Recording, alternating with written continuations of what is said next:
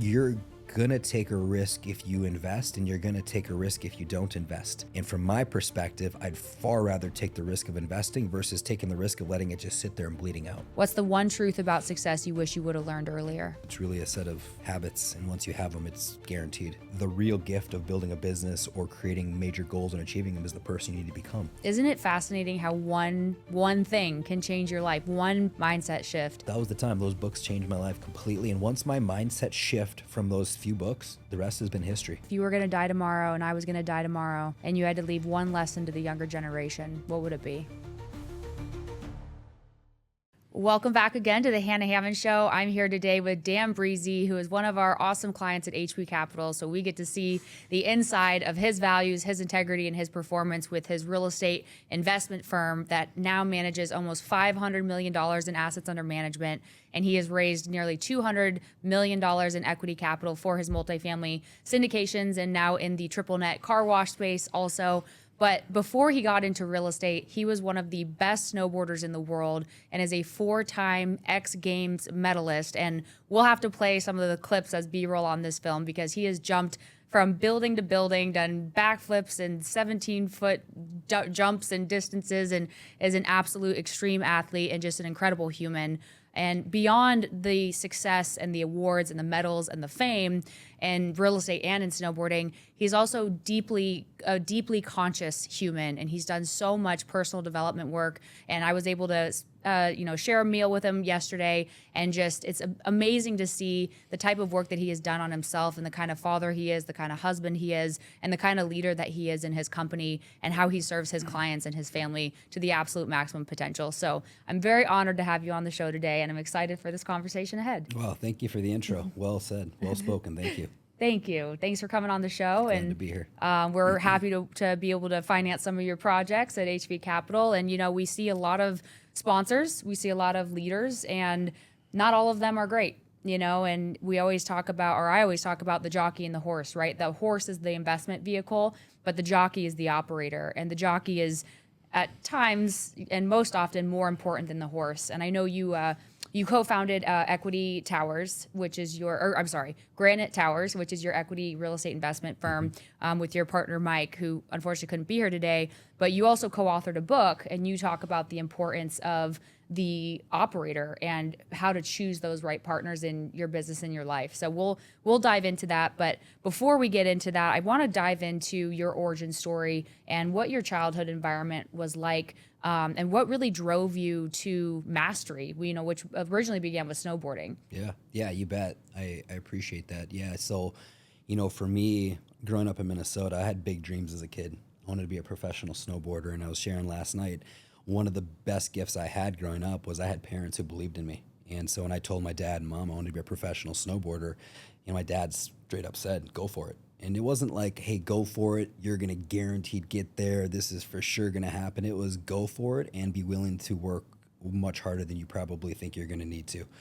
And, I think the piece I would just share with parents that's super powerful that I'll never forget is if your kid or if your child has a goal or a dream, to support them, because you could never know the level of desire they'll create to make that dream come true. When I was a young kid, I didn't know what it was going to take to be a professional snowboarder. I had no idea, really. I just knew I loved to snowboard, and I knew I wanted to do it.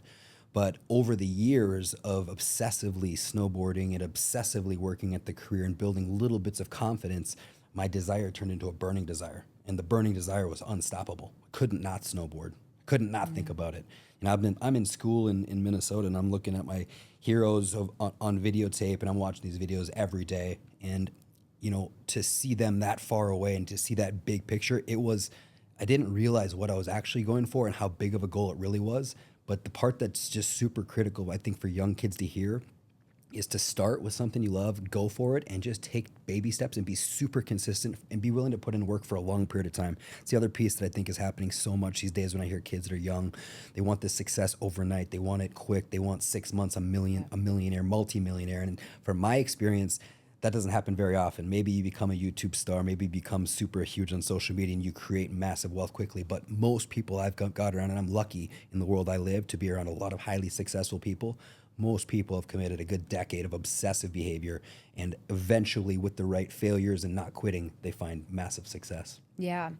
And what what was the original draw towards snowboarding? Was it completely fueled just for the love of the game, or did you have any, was there another intention behind it? No, Worthiness or ego or status or things like that? there was a little bit that ended up being a part of my desire. Like I grew up pretty much broke, or we lived in a lower to middle class family lifestyle. And my parents worked hard. They worked 9 to 5. They saved their money. They were frugal.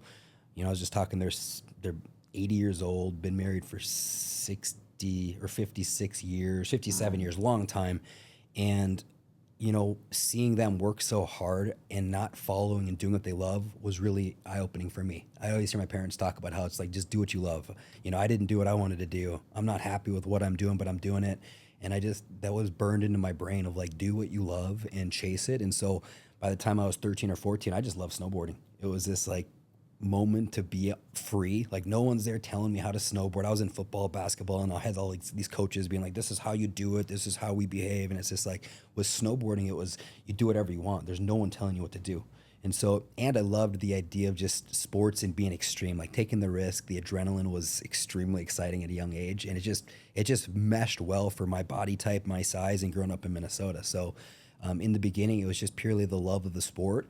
And, eventually it turned into how big of a career can I make this? And that wasn't probably until 3 to 5 years of me snowboarding regularly in Minnesota that I was like, okay, there is professional snowboarding in the world, and I'm going to chase this dream. What age were you when you decided, like, I'm going to actually do this for a living? Yeah, such a good question. I was like, I don't know, 15, 16, wow. And I still remember a very clear decision where I'm going to make this snowboarding career work. I'm going to make it or die trying. Yeah. And I think that's something that is worth touching on as well. The level of commitment someone has for a goal, my goodness, commitment moves the world.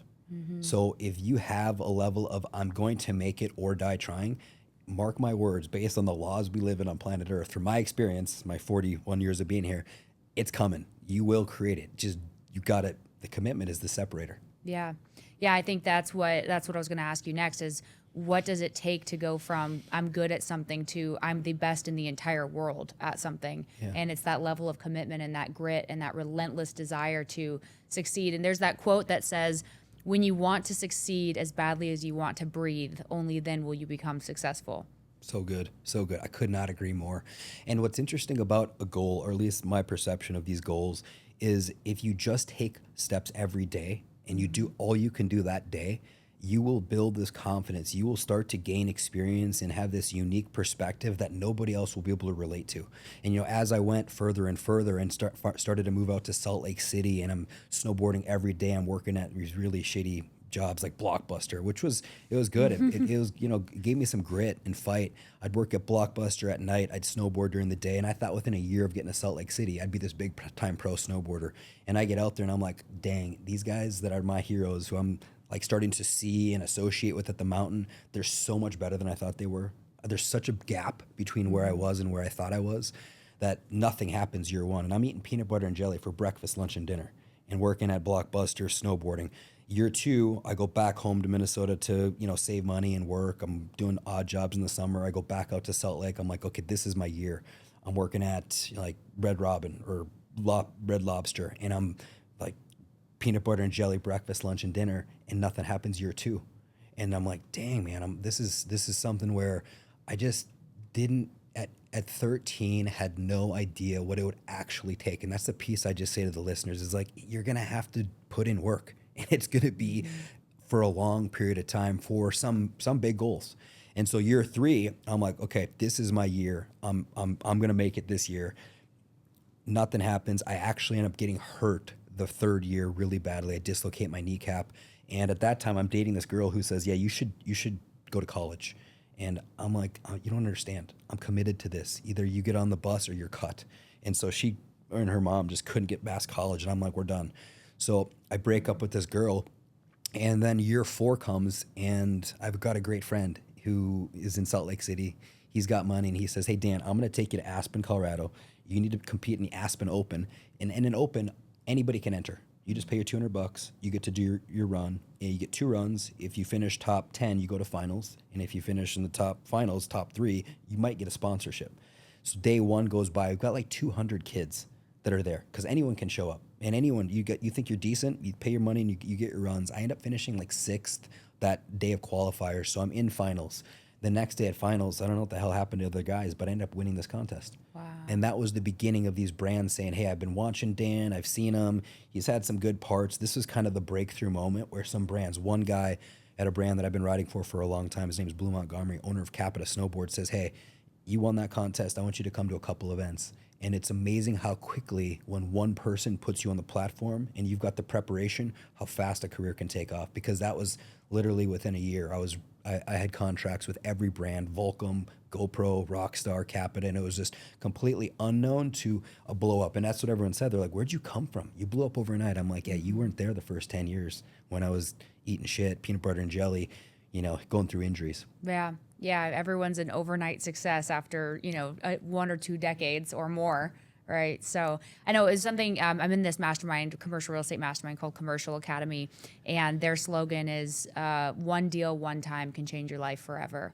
And it's such a testament to just that. Like in real estate, one deal, one time can change the entire trajectory of your entire life. All the work that you've put in, all the grinding, all the failures, all the lessons. And same thing with relationships, like you just said, like one right relationship that you're very aligned with, they can help you absolutely explode. And you never know when that relationship is going to present itself.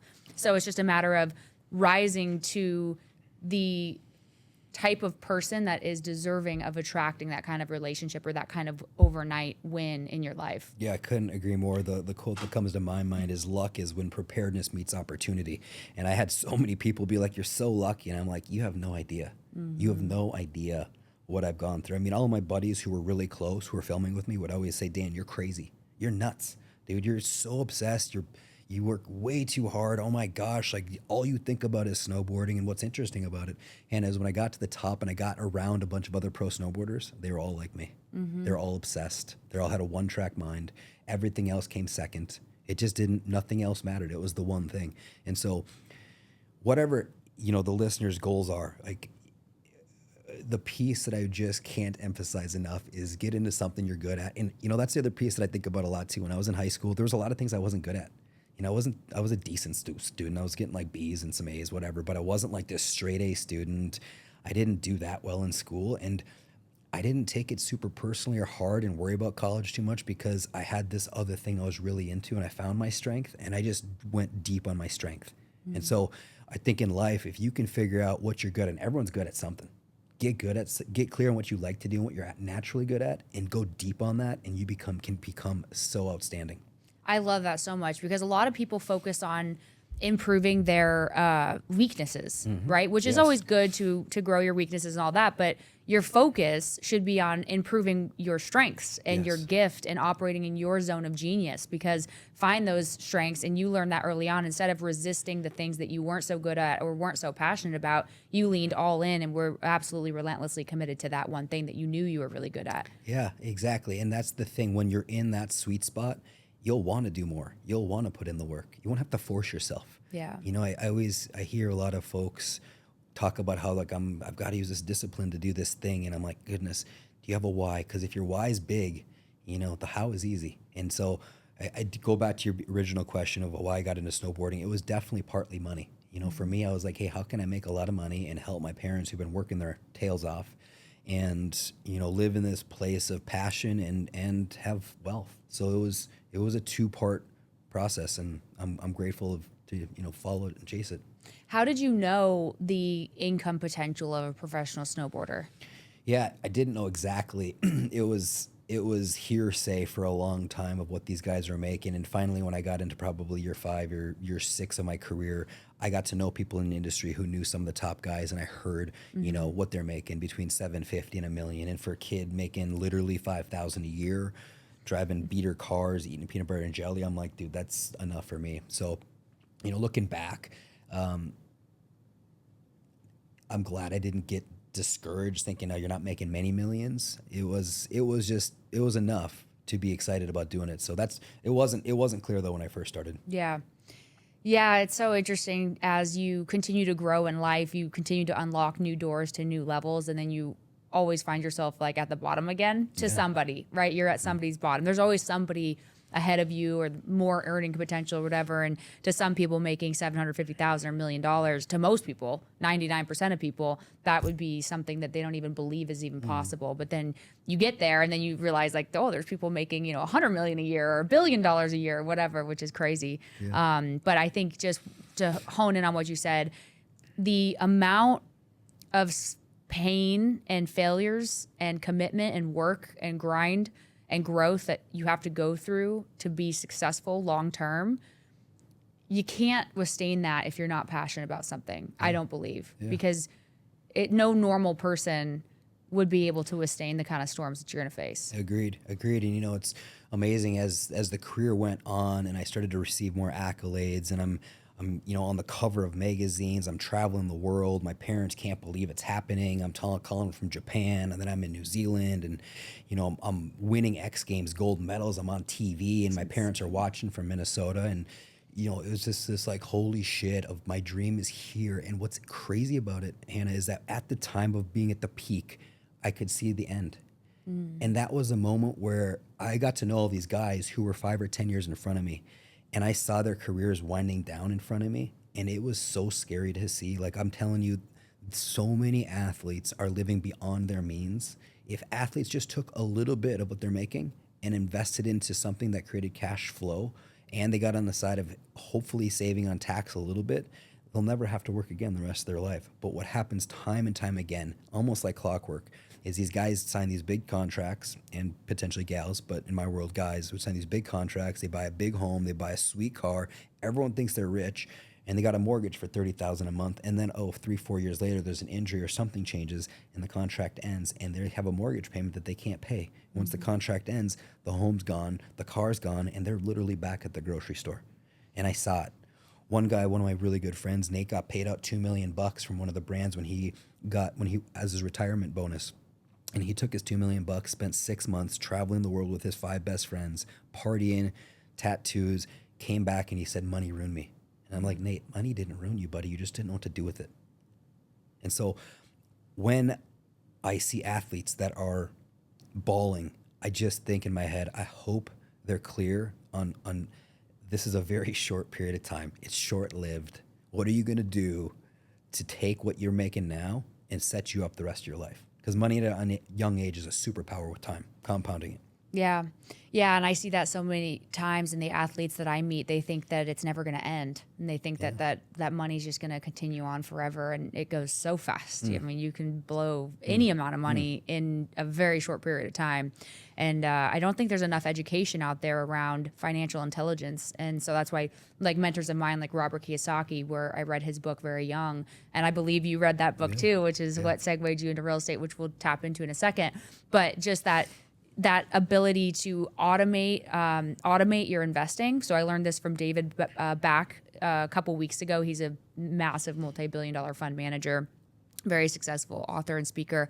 But he talks about automating your savings. So 15% off the top, no matter what, you immediately put that into, whether it's real estate, whether it's a stock account, a 401k, self-directed IRA. Like, you can open up an Acorns account, and where every single week or 2 weeks or whatever, that gets automated, and then over time that just compounds. And so if you put these simple tools in place, you can create massive financial freedom even on a low salary job. You don't even need to be making $1 million a year. Yeah, it's so much easier always to go up to, like, if you, let's just say you're making $500,000 a year and you live on 150 of it, it's so much easier to make the lifestyle nicer than to go backwards. If you're like, I gotta reverse it. Once you're getting used to a lifestyle and a home and a car, it's so much more challenging to go backwards. Where if you can just take that, for athletes and people making good money at a young age, or anyone making good money, take a 3 to 5 year window and act like you're making very little and invest it like a beast in great assets, great, with right advisors.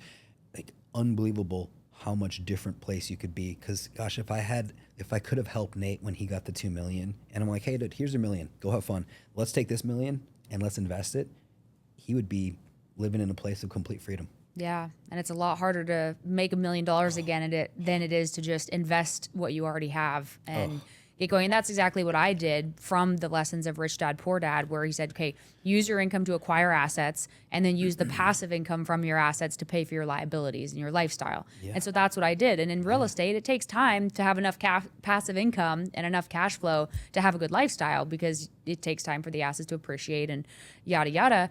But that's what allowed me to become a millionaire by 25 years old. And I didn't make $1 million. I made 50,000 here, 50,000 here, 30,000 here, 20,000 here, whatever. And as much of the percentage as I possibly could out of that money, I immediately invested that into assets that I knew could build up my passive income. And so I didn't start, just in a few years of growth and the appreciation in the market and the value add that I did to the properties, I was a millionaire. And That's I amazing. didn't, I had only probably invested less than $200,000. Yeah. And so that's just the power of what wealth can do, or any amount of income can do, if you strategize and you invest it properly and don't just want instant gratification. And what I love about your story is you didn't grow up with a bunch of gifts. You didn't have like this huge pot of gold given to you at a young age. You came from a very challenging upbringing and turned it into a beautiful solution at a relatively young age. So Thank you. Hands, round of applause, beautiful work, and hopefully people who are listening hear that it's possible to go and create that for themselves. It is possible. And we were talking about that last night. And after our conversation, I actually went to Robert's house because he lives right by where you were staying. And we were just talking about the power of belief. And people always think like, that's not possible. And then I was talking last night and I'm like, do you realize we're here? We exist. We're in this universe of expanding infinite nothingness. We're these flesh bodies with consciousness and brains, and there's thousands of species all across the planet of just what we know. Like, anything is possible. If you don't think that, if you can understand that existence is possible, then how could you not believe that becoming a millionaire or becoming a professional athlete or anything that you could possibly dream of is possible? And so I think that's just the biggest thing. And if we can zoom out and actually see anything is possible, life itself, existence itself is nothing but infinite possibility, then we can level up our capacity to actually grow. And we were talking about that, like, am I thinking too small? Yeah. And what is too small thing? And how do you even acknowledge that you are thinking too small, and how do you think bigger? Yeah. And so what did that, well, first off, before we go there, how did you manage your relationship between courage and fear as you were becoming an athlete and then shifting into real estate, starting fresh from not knowing anything? Yeah, man, that's a great question.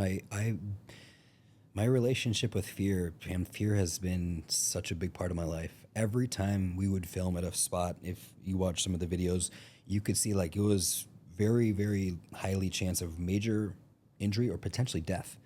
And so there were times when we would be hitting these features where, I'm gridlocked.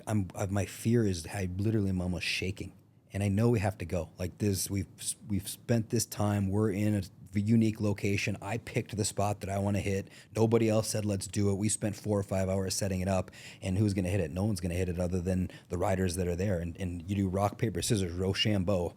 Rock paper scissors, and if you lose, you're going first. And the first is always the most dangerous because you don't know your speed. You don't know how the jump's going to be. You don't know if it's going to have this, that. There's variables. And so the best thing I can say with risk, from my perspective of being in a world of potential death and major injury, is do all you can do to prepare to take as many risks out of the way as possible and prepare like your life depends on it in your quiet time, so that when the moments come, you've done everything you could possibly think of to make it as safe as possible. And then even then, there's still risk at hand. And so, it's a decision inside, a committed decision of this is what I love to do. This is what I'm here to do. I look back at it now, I wouldn't do it ever again. Like if someone said, hey, Dan, if you just jump this building right here, it's a 30-foot gap. This building to that building will give you $5 million. I'd be like, no possible way. And that's only, 6 or 7 years ago. So I can see now, and I always hear people say like, yeah, Dan's crazy. He's risking his life. This is too dangerous. A lot of the filmers and photographers weren't excited to be there sometimes when we were hitting these spots because they were so dangerous. And now I can see why. When I was in the moment, I was so used to it. I was so conditioned. I was so trained. I'm like, this is just the next step. This is the logical next step. And so with fear, you just prepare all you can. And when it's go time, you got to take the risk. A similar one I deal with right now is ice baths. I hate cold water. And for some reason, it's like, I just have to go do it. And so the moment of like, what am I here for? it's gonna, and you got ice in water, and you're sitting in ice water. I don't know how it is for you if you've I ever done don't it. enjoy it Yeah, either. it is brutal. It's the thing that I literally shake before I get in, and every time I do it, I get in the water. It's less painful than it was before I get in. And the lesson is just go. Like you're gonna be fine. Just go. So I think that's how looking back, there was a lot of fear dropping in. There was a lot of fear transitioning to real estate, but just go. Yeah. You got to go. What do you think that a success changed who you were, or did it accentuate more of who you already were? I think that the process of evolving to the goal changed me for sure. Yeah. The person I needed to become was very different than the person I was. And I think looking back, that, and even now in business, that's the thing that's most exciting for me to this day. The accolades, the money, all of it is really cool, but the long lasting excitement and passion that keeps hitting over and over again is the self progress, the self growth, personal growth. I read a quote by Ray Dalio this morning that I can't remember exactly what the words are, but basically the real gift of building a business or creating major goals and achieving them is the person you need to become. And so, that's true for me, and I don't see it ever changing as like one of the foundational piece of why I'm doing what I'm doing. Yeah. Yeah, it's who you become on the journey, and you have to become, we talked about that earlier, you have to become the kind of person that deserves the kind of life that you want, and you have to have the capacity to actually hold that life. So Yeah. was in snowboarding, was there a defining moment for you that changed who you are or how you saw the world, or was it just a series of events and training and becoming? Another good question. And I did have two moments. One I shared last night at dinner. We were in Fairbanks. It was 2 a.m. I'm filming for my 5th or 6th X Games part for ESPN. And I had an error on one of the jumps where I slipped out and I came flying next to a handrail. And if I would have hit it, I would have definitely broke my back. And it was a moment I'm like, I've got a child. He's 1. He's up here with me. My wife and my son were traveling with me at that time. And I'm just thinking, what would it be like if I was in a wheelchair the rest of my life? And so that was number one. Then later that year, we're in Alaska filming in Haines, Alaska. And in Haines, Alaska, we're using helicopters. And so our crew of 3 riders and 3 riders are in 2 different helis. And we're basically hitting different ridge lines. And as we're filming, 1 rider gets dropped off or 2 riders get dropped off. The heli films you on the way down, and you get souped back up, and you keep doing these lines. And while we're out there, the helicopters are communicating. And all of a sudden, our helicopter, we get done with our line, and our helicopter takes off. And we're like, what the heck's going on? And our guide, who's standing there, says, hey, we just had someone got buried in your crew. And I'm like, who got buried? And the message comes back, Bodie. Bodie's a good friend of mine. And I'm like, okay, so we're listening in the backcountry to our guide's walkie-talkie while they're dealing with this emergency. And our heli goes over there to help dig out. Because when someone goes down, all the helis get together, all the people that are there get together, go and find this person, pull them out. And Bodie ends up setting off a bus, a bus size, school bus size cornice. And he scales down this face with this cornice, and he gets buried 4 feet under. And luckily, these guides are unbelievable in Haines, and they're tracking him, following him down the hill, watching him. Finally, at the end, there's a slough where you can see him get buried, and the slough keeps coming, and we see the point where he was. Last scene, heli drops, the entire crew sprints to where they think it is, beacons are out, beep, beep, beep, beep, beep, beep, beep, beep, beep. When we find them, or they find them, boom, you probe, and they probe, first hit, they nailed him. They're like, we've got him right here. And in that type, you're in this V format for shoveling. Person up front is shoveling as hard as they can, giving it everything they got. When they're tired after like 20 seconds, boom, that guy goes to the back. The next guy pulls up 20 seconds as hard as you can. They go straight down the probe 4 feet and hit his mouth right there. They found him like as fast as you could have possibly found him. He's blue. And that was the moment, and they flew him to Seattle and he lived. But that was the moment I'm like, I love snowboarding and it's been really great. But at what point is it enough for me? And that was really kind of those moments where it was a really big accelerator of like, I'm out, but I can't just cut the career. This is my only source of income. What am I really going to do after I'm done? I don't know if your listeners that are listening, they're like, hey, I can see an end coming. That was me. Like, I can see this end coming. I don't want to do it anymore. As much as I love doing it, my life's changed. I had children. And so that was the moment. Those were the 2 moments that really were the deciding factors for me. Wow. And then from that point, how did you learn about real estate and decide to make that transition above all other things that you could have done? Yeah, that's when I just was obsessively reading about what to do with the money I was making. I luckily had some really good friends back in Minnesota who are wealthy.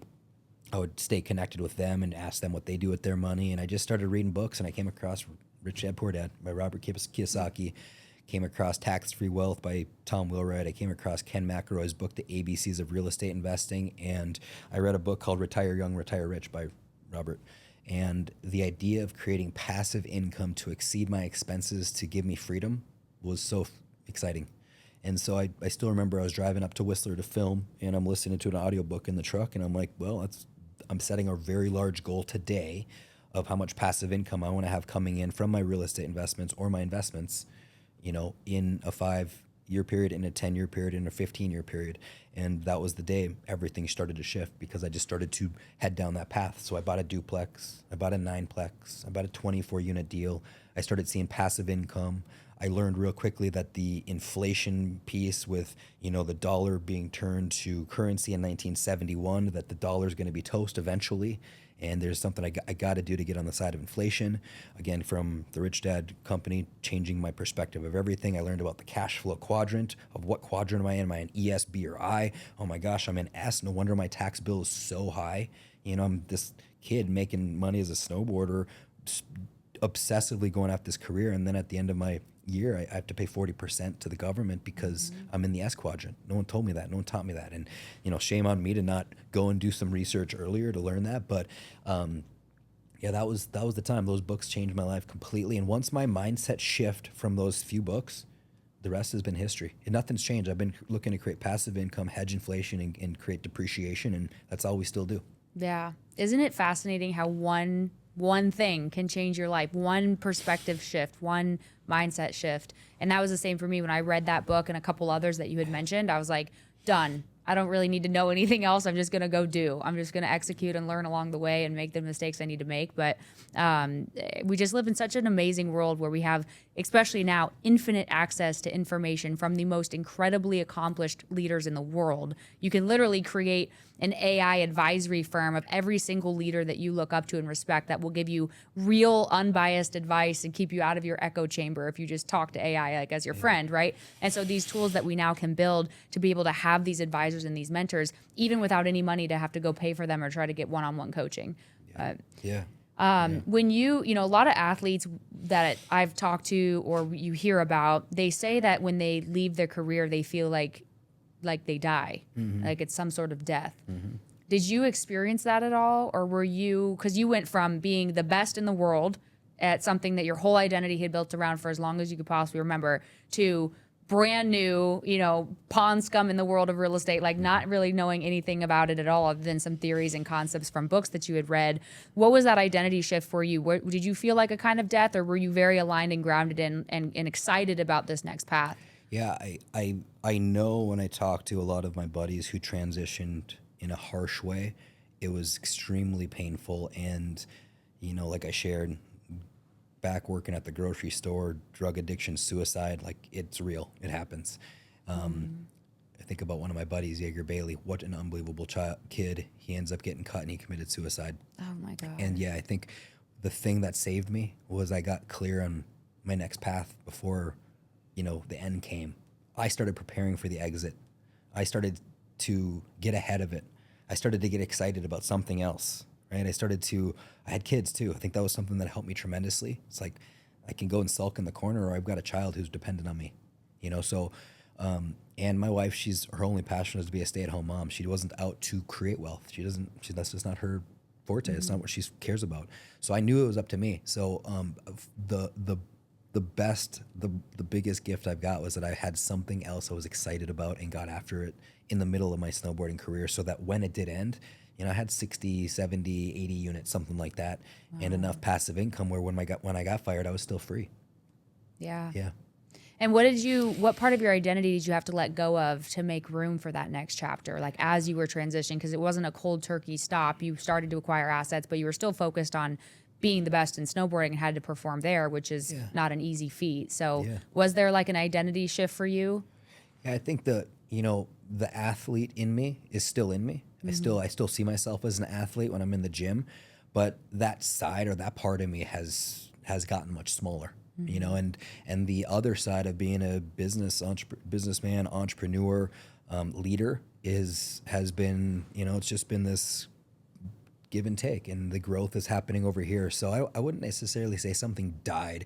And I will say, like, the skill it takes to create what we're creating now, it's somewhat similar in sports. Yeah, it's not sports, but it's similar discipline, similar levels of commitment, similar willingness to take risk, similar willingness of never quitting. And it's that the foundation of that is what I think is really the separator for people to go from success to success to success. Yeah. Yeah, those lessons to us. And that's why usually I love team members who are athletes or anything like that, or Marines or anything, because it's what you just said, the level of commitment, the level of grit, the level of integrity, the level of resilience, and all of those things that are so important. It's not just the tactical things, like the how on how to create whatever you want isn't really that difficult to understand. I mean, you could ask anybody, you could ask ChatGPT, it'll tell you exactly how to do it, but it's the actual values and those qualities in us that are required to be successful, and that extreme ownership where it's all on you. Like you can't blame anybody for your failure in snowboarding other than yourself, right? Or in business or entrepreneurship, right? Like you have to take extreme ownership. Yeah, that's such a good point too, Hannah. I think that's something I hear so much is I see people pointing the finger, you know, saying, yeah, well, this person did this to me, or this employer didn't do this. And as long as you keep pointing the finger, you just keep giving the power to them. Mm-hmm. And as soon as you harness it and say, no, everything is happening because of me, and you realize how much power you hold, now you can go create anything. But if you don't hold that and you keep giving it away and be like, this person did this, my parents didn't help me here. I hear it so much. My gosh, I hear friends that I grew up with where, you know, they're a wealthier family and they still are talking about how my dad didn't help me more. And I'm just thinking, dude, you got to let that go. As soon as you let that go and say it's up to me, now you can turn into a superpower. Until that, you're always going to be controlled by outside sources. Mm-hmm. Yeah, that victimhood. Yeah. And I think Napoleon Hill talks about that in Outwitting the Devil.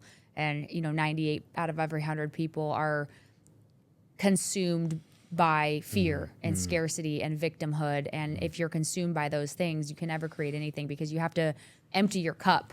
Like you have to let go of the past and truly see everything that happened in your life as a blessing. And I know we were talking last night about my story and some of the challenges and struggles I've gone through. And that moment when I realized that I had been resenting or blaming the people in my life who had hurt me over the years so much, and was carrying on to so much of that anger and that resentment. And that was holding me back from having exponential growth in all areas of my life and like true freedom. And when I could take extreme accountability and extreme ownership of nothing happened to me, and I'll even go beyond nothing happened for me. I created everything that's happened in my life. Even the things, not to say like when you're a child, you can't choose certain environments you're in or certain circumstances, but you choose how you respond to those circumstances, and you can grow from those. And then I was able to learn those things were my greatest blessings that I could have ever asked for. And now when I can look at those people who had caused me pain in certain periods of my life, now I can look at them with real empathy and real compassion and real love, because I genuinely feel in my bones and in my veins that they were the greatest gift to me, and they were the greatest blessing. And if I didn't have them in my life, then I wouldn't have been able to grow into the person that I am today. And that shift is like really what was able to set me free and be able to attract and have this abundance in my life, because you have to let it go or it'll control you forever. Yeah. And I think the way you said that right there, that's what makes you so unique, to be able to realize that and to see that for what it truly is, and then to move through it and past it and to release it and to own that you create all results, you have all your power. That is going to be, as you continue to evolve, your superpower. Congratulations. Thank you. Yeah, so few people understand that. It's unbelievable to me. I know. That's what we're trying to help people do here, because it's necessary to reach your highest potential and create a life of love and abundance and passion. So 100%. So when did you decide to start raising capital? You had done a few deals, and then what was that kind of shift for you of like, okay, I want to scale this and I'm going to start raising capital? And what were some of those first conversations like? Because raising capital is so vulnerable. I mean, I told you last night, my biggest fear is managing other people's money, because I don't want to let anybody down. I want to always do right by them. And I know, people work so hard for their money, and I would never want to lose it. And I have those fears, or some of that resistance towards that. So how did you push through that, and what were those early conversations like to be able to start, especially with no track record? Yeah. Like, how did you open that door? Yeah, phenomenal question. There's so much to it. Like when I first started buying, it was all my money.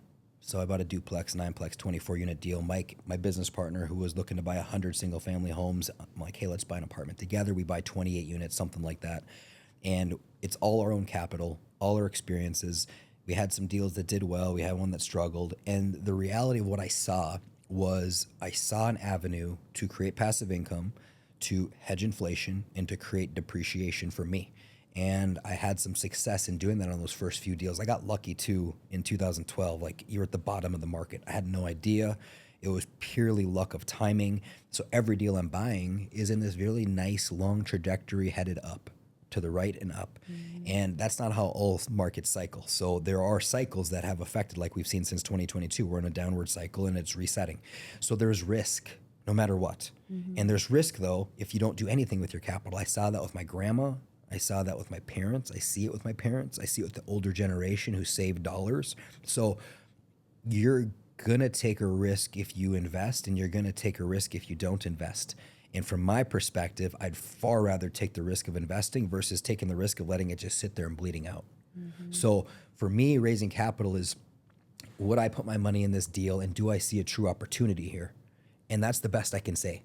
Can I guarantee returns? No. Can I guarantee success? No. Can we say it'll all be, exceeding our projections? No. That's not how this is. But it's, which risk do you want to have? Either sit on the sidelines and let your money get eaten up by inflation, the silent wealth killer, silent wealth stealer. Quick story, my grandma, she died at 96. When she was in her early ages, she had 5 kids who were 12 and under. Her husband committed suicide, sadly. And she's got 5 children. She lived through the Great Depression, who are 12 and under, and she's on one source of income. All she knew was to work hard and save, work hard and save. And she worked until she was in her mid to late 80s. Most frugal woman I've ever seen in my life. Hardest worker, just unbelievably full of grit from the pain she went through. And at the end of her life, she needed to go into assisted living facilities. And the assisted living facility can be 8, 9, 10, 15,000 a month, like we talked about last night. And her savings that she saved for her entire life got depleted within a few months. And so for me, it was when I saw that firsthand, when I heard my parents talk about it, I'm like, well, that's never going to work. What she did is not going to work. And after reading all these books, I'm really clear that you either got to get on the side of inflation or you're toast. So when it comes to raising capital, it's, do you have a deal you believe in? Do you know what you're doing? Do you have a track record? Do you have the experience? And we had, 4 or 5 deals to speak on. And when we had our first deal that was a capital raise deal, we were certain of it. And certainty sells. And if you're certain of it, because you can buy a property, it was a 50 or 60 unit deal, 45 or smaller deal. And down the road, 2 blocks away, the competitor's getting $250 higher in rent. And it's a little bit nicer deal. And we look at this property and it's really clear this property needs new siding, new parking lot, some new windows, and we'll do a little upgrade on the common area. And we did that work and leased it out at $250 to match our competitor, and our rents went through the roof, NOI went through the roof, and value was immediately created. So, does it mean every deal is going to do well? No. You just have to assess risk to reward and see, what are you looking to create in your life? For me, it's massive passive income. Yeah. And how do you structure your syndications? Like, what are your return profiles, and how have you, in the early years, how were you identifying the right team, like your contractors and your advisors and those types of things, and how important were those in your decisions? Yeah, I would say, looking back, we got a little bit lucky. Mike and I have a fair, I'd say, solid intuition together. When we're hiring our vendors, when we're picking our managers, and him and I working together, we're very different in the sense of our skill sets, and we complement each other very well. So in the beginning, it was just Mike and I. Literally, Granite Towers Equity Group was Mike and I. And we don't have a ton of experience. We've never been through a recession. Going back, I wouldn't invest with us again, but I had to go through that learning phase to get to where we are now. But in the beginning, it was, hiring a mentor, somebody who was double checking our underwriting, someone who had a track record and experience, and working closely with them, going through a pretty rigorous training there. And then as we're building out our vendors, we're interviewing several property management companies, and Mike and I are doing our dang best to ask all the questions and get clear on who the best manager is going to be. And then that manager brought in a lot of vendors that she used on many deals. And so we relied heavily on our property management company as our team member to really help us dial that part in. And we were, knock on wood, lucky to pick a really great manager in a really great deal, really great timing of the market, and it allowed it to go up. And we're set up on, I think on that one was like a 90-10 split. It's our first deal we ever did. Now we just do a straight 80-20 structure, 80% of the capital, 20% to the GPs. It can be you can have 70-30, you can have 50-50. We just do an 80-20 split. But that's how we set up our first deal. And it was really just 90-10 is really simple in the sense that 90% of the cash flow goes to the investors, 10% went to Mike and I. Mm-hmm. And what was your approach to raise capital for that deal? How much did you have to raise, and how did you actually raise it? Yeah, we only had to raise $550,000, and I remember being like, how are we going to do this? Because we were raising at $25,000 a pop. And it was the time of the market where things were going up. A lot of people had a lot of success, and we had a pretty good reputation in the groups we were in, so we raised it in like 2 days. Wow. And so yeah, Mike and I were both like, man, if we raise 540 in 2 days, we should raise a multi-million-dollar deal. So the next time we went back, we ended up doing 2.1 million. But I don't know how else to say it other than you either got to get the experience and be really confident and certain and you have a deal, or you got to tag along with somebody who's going to be that person for you, and you can make dang sure that you've got similar core values and you roll together.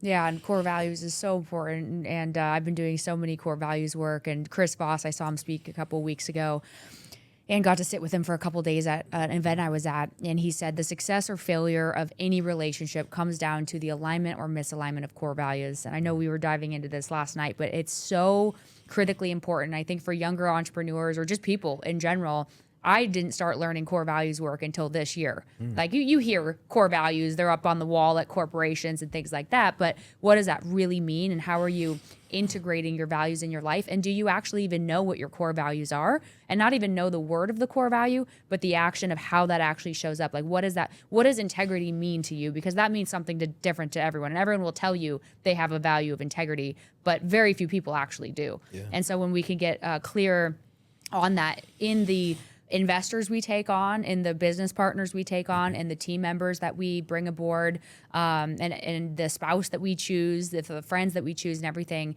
is just really, really honing in on those core values. And that's going to lead to so much more success and so much less resistance because you have an alignment in so many areas. And then the tactical stuff just comes easier, and you can work through a lot of the issues that are always going to arise. Totally. Yeah, we implemented EOS into our company over the last 12 months. And they're big on core values. And one of the superpowers that's created for us is when we're hiring people, we'll give them a core values story pitch so they can look into our company and see what it's going to be like to work with us. And if they're not aligned, I just want them to know right now, just tell us this isn't a good fit, because if it doesn't align with you here 6, 12, 18 months down the road, we're going to break up anyways. And then you've lost, we've lost. It's not worth it. So One superpower of the core values is allowing people who want to work with you to see what it's like to really be on the team. One of our core values is constant never-ending improvement. And if we're recommending a book in our company and they're like, I'm not reading that book, well, you're out. It doesn't work. And that's okay. There's no problem with that. Right. And I just want people, when we're bringing team members in, to be able to see that so we don't have to waste anyone's time or money. Yeah. That's fine. That's our first core value is Is it? Continuous growth, continuous improvement. So beautiful. Yeah, if you're not growing, you're dying. And I know Robert Kiyosaki and I talk about this all the time. He's like, I had to fire everybody at my company because they didn't want to grow. They didn't want to learn. I would tell them to read a book. I would tell them this. I would tell them that. And they're like, we don't want to learn anymore. We don't want to study anymore. He's like, well, then you can't be a part of my organization, because that's all I'm about is continuous growth and improvement and learning and studying. Yeah, perfect example right there. If Robert had those core values, he would have caught that right out of the gate and maybe sidestepped that one. How do you exemplify it really well in your core values image where they can really feel what it would be like to work with you versus just the words on a page? Because I feel like sometimes when I interview people, I go through the core values, I talk about the action, how that shows up, but I think sometimes it just goes over people's heads and they're like, oh yeah, good, great, sounds good. But then when you actually bring them aboard, you're like, okay, clearly these are not your values and you didn't really understand that. And so I'm doing something wrong to not explain that properly. Or like, how do you test people ahead of time to really understand the alignment or not? Such a good question. So one of our other core values is be relentless. And so what we do when we're interviewing somebody is I tell them a story of someone on our team who was relentless. So there's a story of our asset manager. She's headed out to Tyler, Texas to look at our 265 unit deal. She thinks she's headed out for the day. She just got her computer and her briefcase.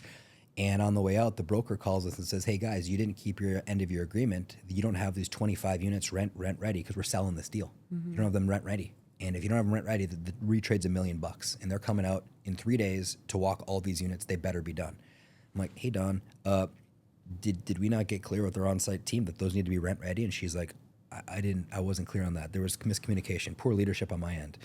So I say to Don, these have to be done or this deal's not going to trade for the price we need it to trade at.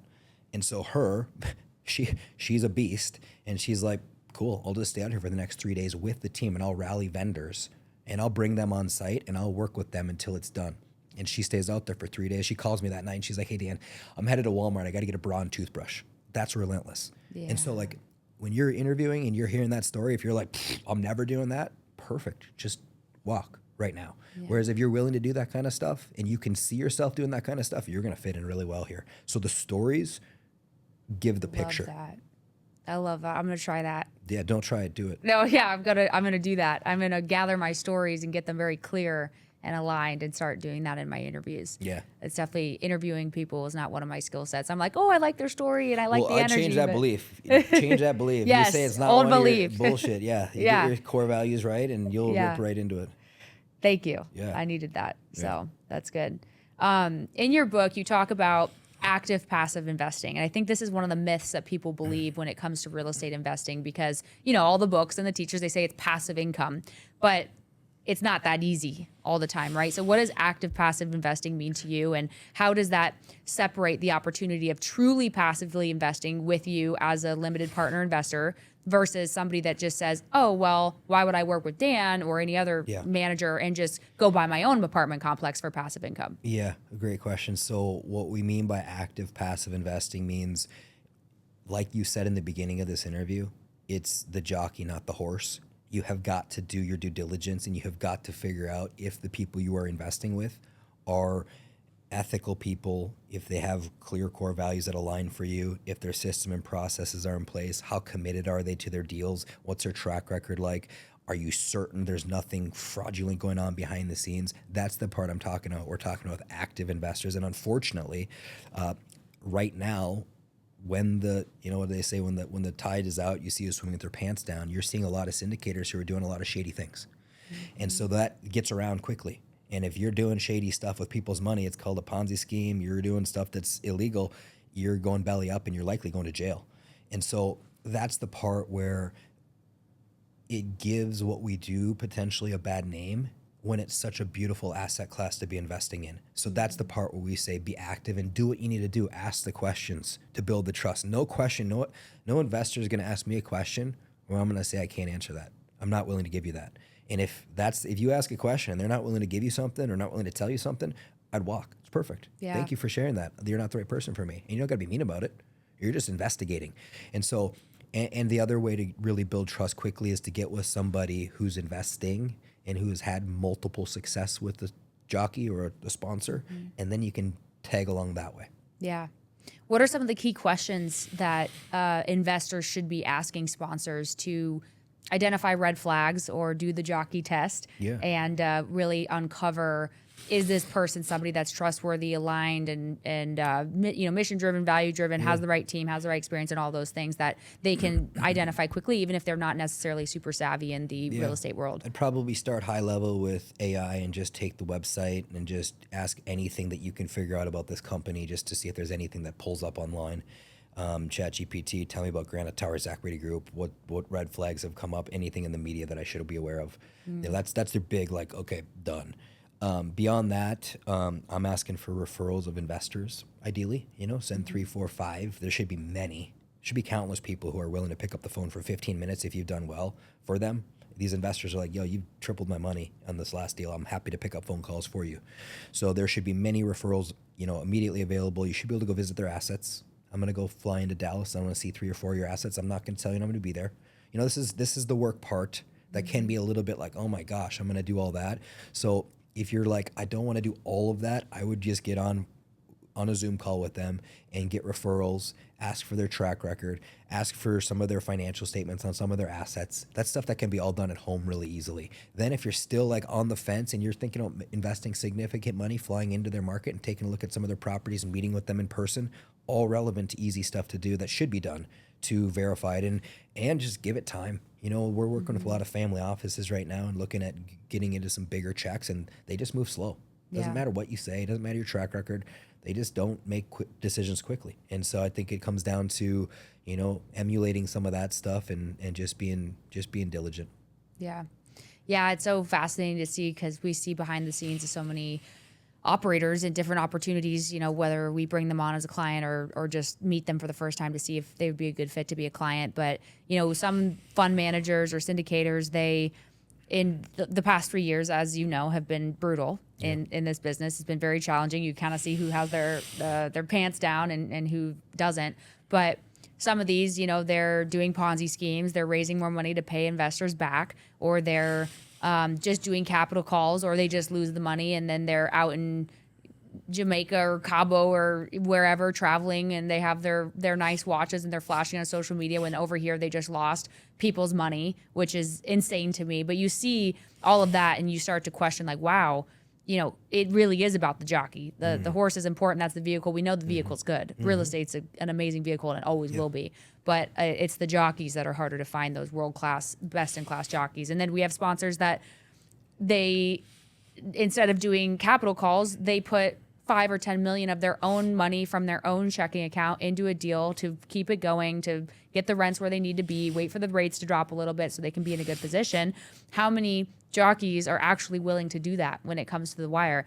Not many. And so it's so important to be able to do that due diligence, whether you're an investor looking to invest with a fund manager or syndicator, or whether you're an entrepreneur who's looking to bring people aboard your team. And just being able to uncover, that's what I'm working on honing my craft, is being able to uncover those values quickly and honestly, where you can really see through the BS and see the truth. Yeah, I think that's gold, and it still may take some time, and you may come across a sponsor that has had some challenges. It's not necessarily a deal killer, Right. you know, like if you do 30, 40 deals, I mean, we're on deal 31, we've had a struggling deal. We've had a really bad deal. And we've learned a ton from that deal during this pullback. And there's some very clear principles that we've put in place. And I know from the pain we've gone through, it'll make us a better sponsor. It'll make us a better firm. It already has.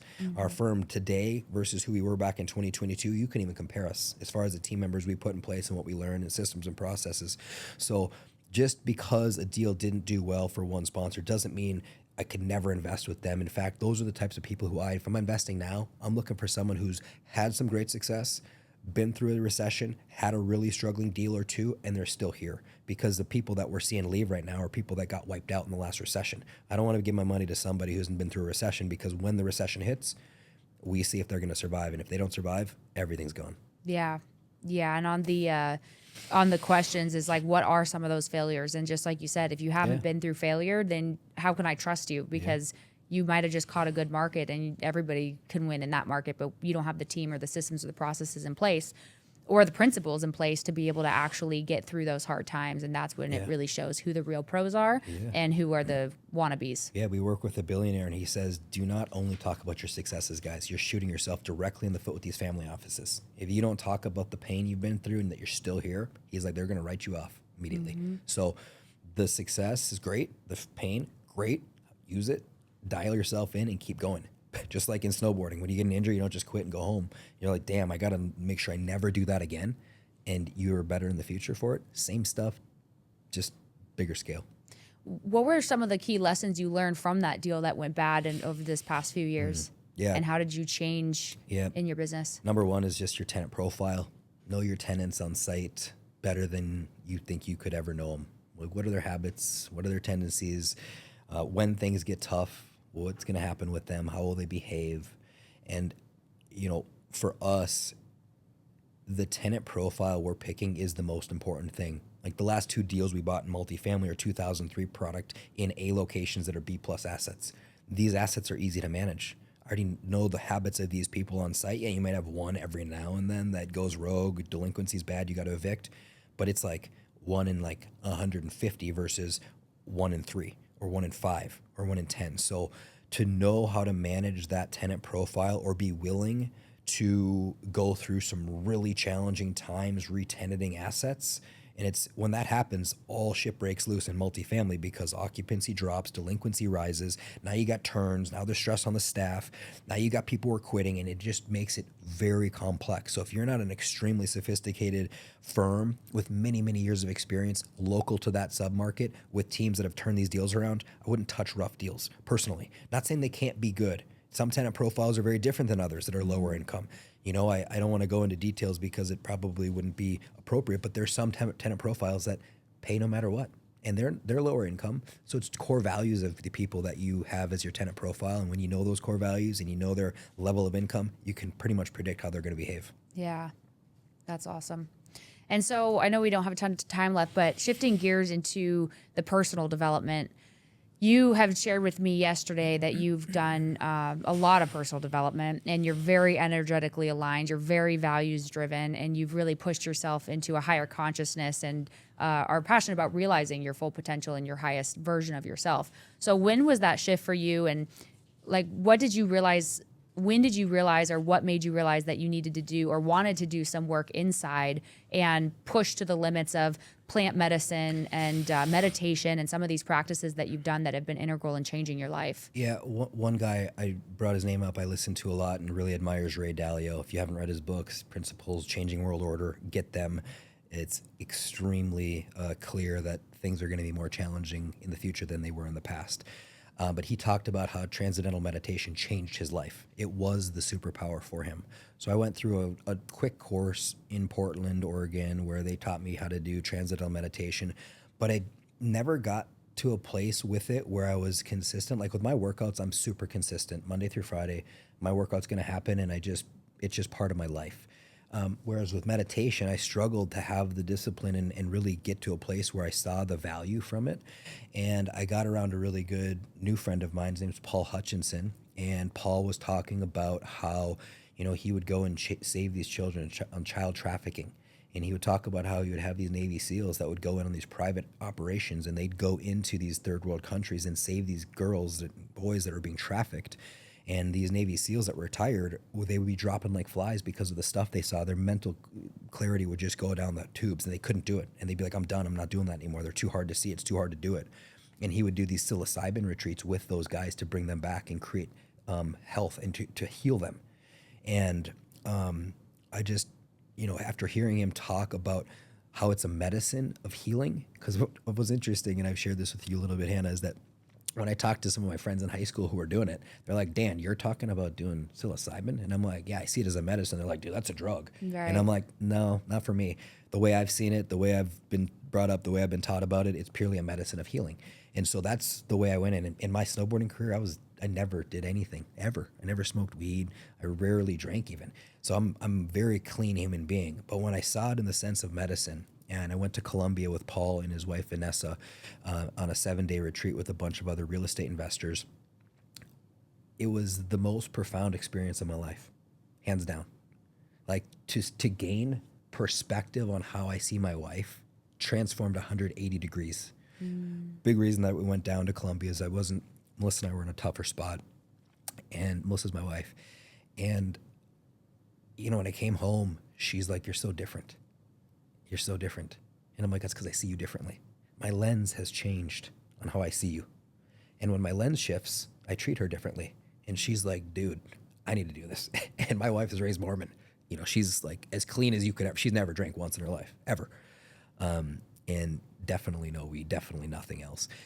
And so I ended up finding another amazing couple out of Austin, Texas, who I love, I trust with my life. And Melissa started to do integration processes. And the part with plant medicine that I think is really critical to hear is, for me, and I'm just basing off my experience of real life, what I've done, is the set and setting is critical. Like, where are you and who are you with? Mm-hmm. And so if you have a really clear intention of, I'm here to get clarity around these things in my life, when you go into it, you can have these realizations and downloads that you're like, a light bulb goes off and you can never forget what you learned. And so that's really what happened for me. And then my wife, she's going through an integration process of weeks via Zoom with the facilitator, working on some things. And this is personal growth. It can be uncomfortable, but it's like, what are you going to do? You're going to live in a shell and be constrained by it, or are you going to work through it? For me, I'm working through it. And so Melissa does 10 weeks of this, and she goes in and I pick her up from the airport after her 4 days there, and I'm listening to her talk. And I'm like, I've known this woman for 20 years. I've been married for 17. The words she's using, the language coming out of her mouth, she's a different woman. She has gained perspective of things that had her constrained, trapped, that she can now just move through. And so to see that happen for me, to see it happen for her, I think it's a superpower of people who are willing to go through potentially some uncomfortable reflection period for very quick growth. Yeah, it was the number one most impactful thing on my journey of transforming. And I honestly don't think I could be where I am without it. And it was that same shift. People, after I did my first ceremony in that setting, because, in high school, I did mushrooms to party with the high school kids, and that was not this experience. Very, very different experience. But when you go in with a healer that are gifted in this realm, and they're literally brought to this earth to heal, and you have the right frequencies and the right intentions and the right integrations to understand how to implement everything and integrate everything. It was the most profound experience of my entire life, and I literally came out of it a completely different person with completely new perspective. And I can't say that it's for everyone, because I know there's some people that it may not be for, but for me, the therapy wasn't as helpful. The meditation wasn't as helpful. The breath work, none of that stuff was as helpful until I was able to integrate it with this experience. Beautiful. Beautiful. Yeah. I would say the biggest thing that changed for me after my journeys was my ability to meditate now. My meditations are much deeper. I have the ability to gain clarity on things that were much more difficult to see clearly. And it's so interesting to think about the five senses of what we currently have and what we're not picking up. They say 95% of what's happening we're not aware of. Our five senses don't pick up. And that world of what's not picked up by our senses, if you can tap into that and you can start to be aware and control that, you have a superpower that's unmatched. Yeah. How did it most impact you and change the way you lead, the way you parent, the way you show up as a husband, the way you handle pressure? Like, what were those key shifts for you? I think the biggest thing is I softened tremendously instead of being so harsh and rigid. With the kids, doesn't mean I still don't get frustrated, doesn't mean I still don't feel it, but I have a moment where I have okay, let's just chill out for a second here before I respond.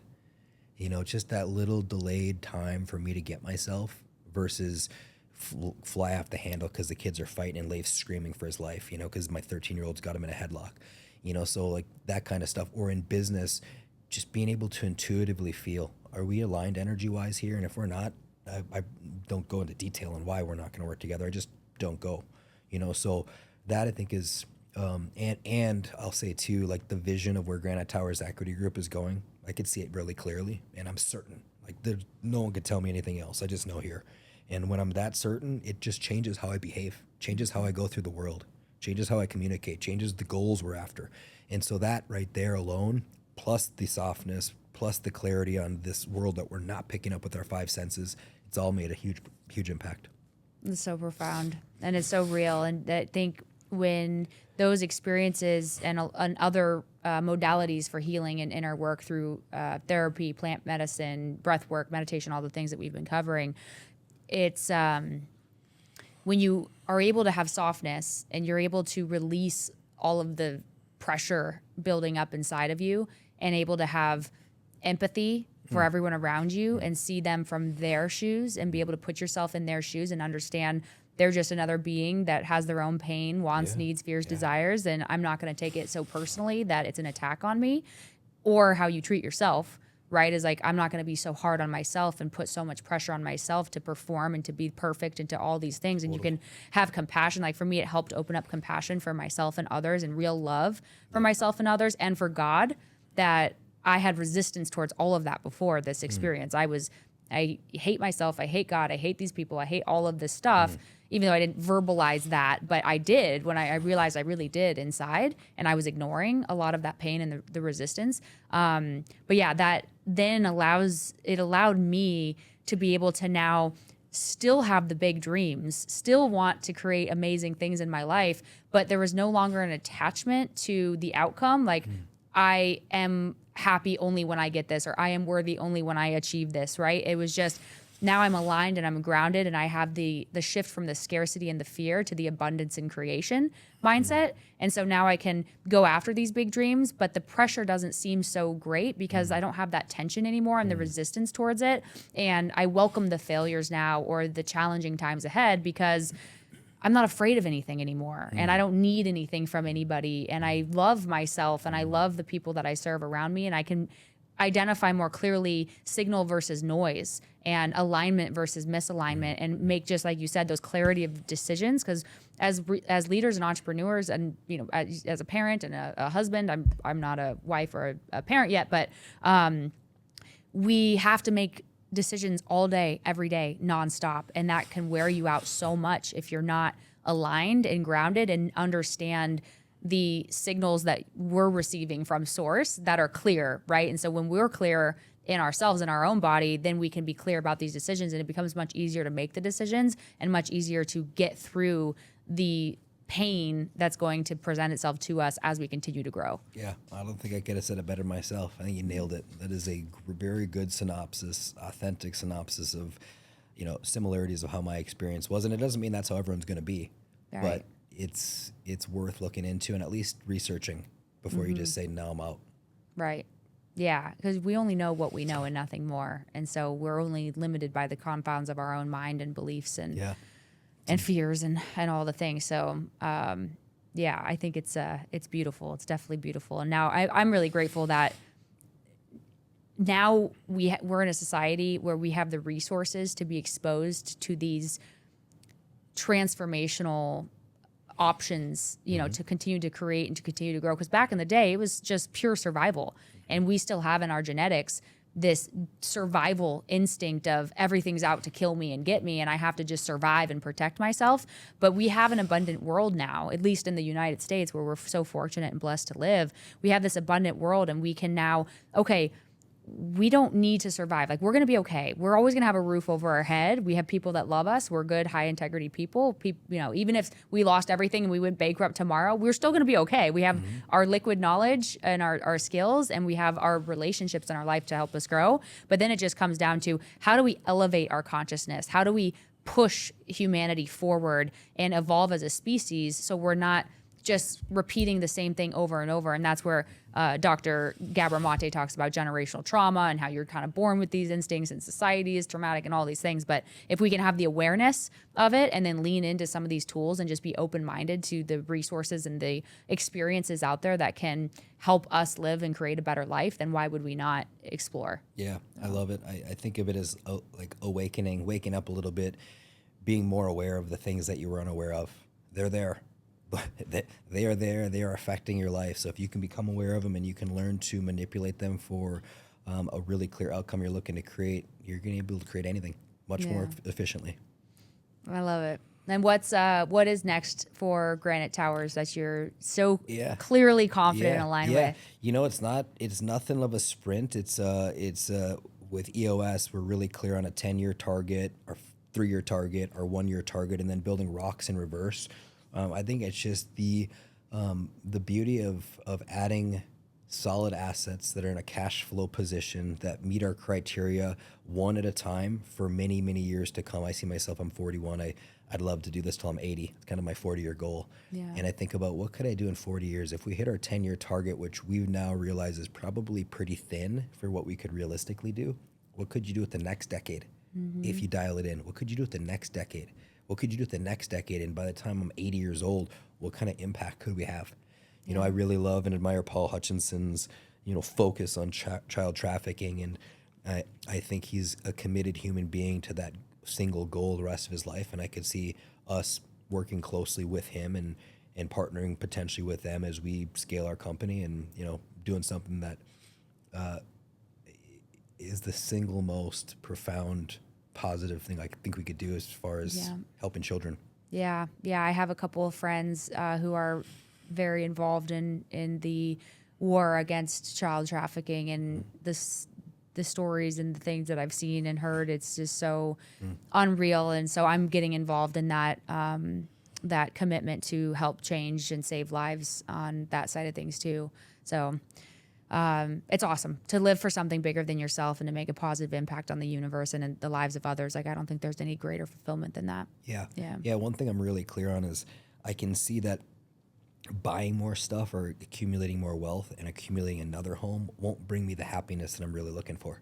Yeah. It'll do a little bit, and it does a little bit, and then you get kind of bored of it, and then it's the next and the next and the next. And so I think the personal growth piece mixed with impacting children's lives will give me the most sustained love and connection as I age and grow. So we'll monitor and continue to adjust as new data comes in. Yeah. And then I'm going to do rapid fire here in a second, but just last final question for those. I know you have a triple net investment fund as well for car washes on triple net leases, and that's a great tax advantage for people. And then you do your multifamily funds too. So for investors who are out there, if they want to get a hold of you, what's the best way to get a hold of you? Yeah. It's just go to granitetowersequitygroup.com. It's just www.granitetowersequitygroup.com/contact us. And myself or someone on our team can get on with you and, learn about your investing goals. The fund we have is a 506c, so we do not need a pre-existing relationship. So if, you're looking for depreciation and cash flow before year end, there is an opportunity there, and we'll keep bringing those out as time allows. Awesome. And they are amazing sponsors. Would Thanks. put my own money behind you guys and want to explore your funds personally too. So, and thank you for being a great client at HB Capital. Thank you. And super proud of everything that you've built and can't wait to see what you continue to build. Yeah, thanks to Jeff for bringing us in. Yeah, Jeff, Uncle Big Dog over here. Dog. Okay, rapid fire, School of Hard Knocks style. How old were you when you became a millionaire? 28, What line of business are you in? real estate. Did you ever think growing up that what you've created would be possible? No. What has been the biggest driving factor of your success throughout your career? Being relentless and having just absolute sheer discipline to work through problems. What's the one truth about success you wish you would have learned earlier? It's not that hard. It's really a set of habits, and once you have them, it's guaranteed. What's the greatest piece of advice you've ever heard or received? Do your best and forget the rest. Did you ever have anybody who doubted you? Oh yeah, tons. Who is your hero and why?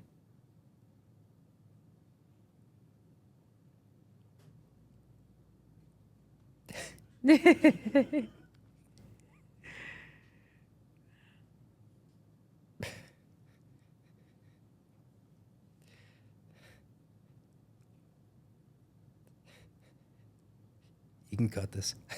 My mom and my dad. Yeah. Why? Just the support.